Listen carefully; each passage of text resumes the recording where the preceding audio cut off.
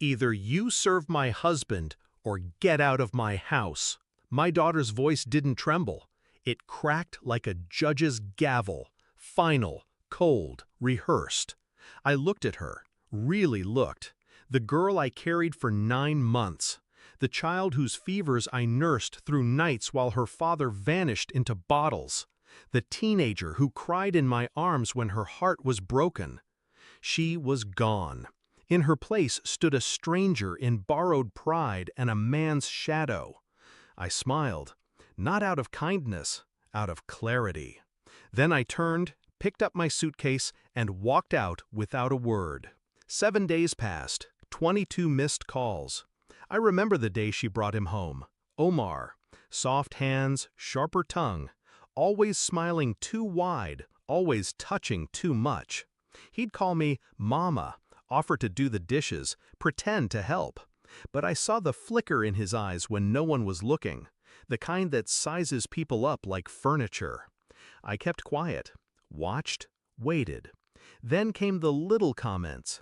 She forgets things sometimes. Maybe don't let her handle the finances, babe. She's old-fashioned. You know how these women are. And she'd laugh, shrug, let it pass.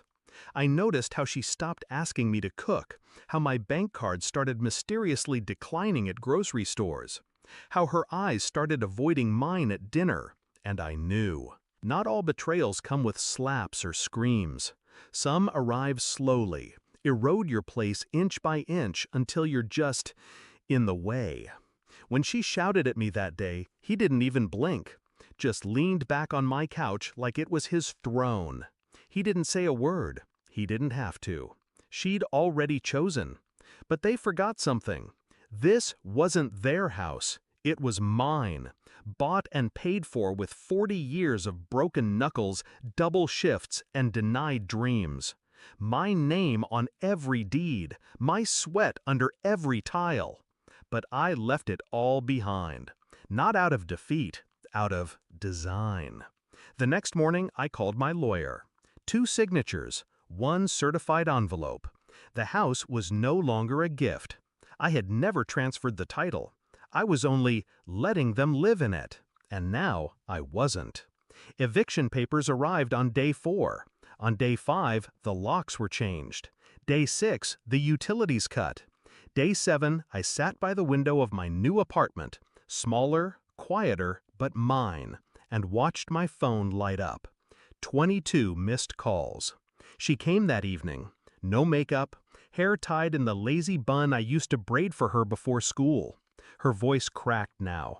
Why would you do this? I didn't raise my voice, didn't cry. You told me to get out of your house, I said. So I did.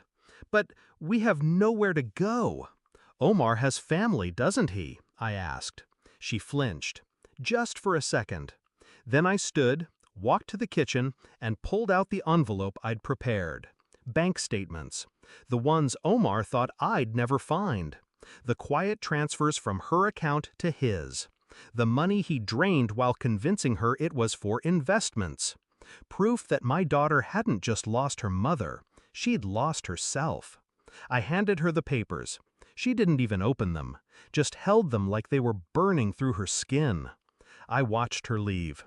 No drama. No final words. The silence was enough. Now, I sip tea in the mornings with the sun warming my shoulders. I volunteer at the local library. The landlord offered me a job managing the building's finances after I helped him find a $12,000 accounting error. I laughed, told him I was retired from saving people who didn't listen. As for my daughter, she'll be okay, eventually, because I didn't do this to destroy her. I did it to remind her what not listening costs. Next time she chooses who to trust, she'll remember the woman who walked out with nothing but a suitcase and left with everything.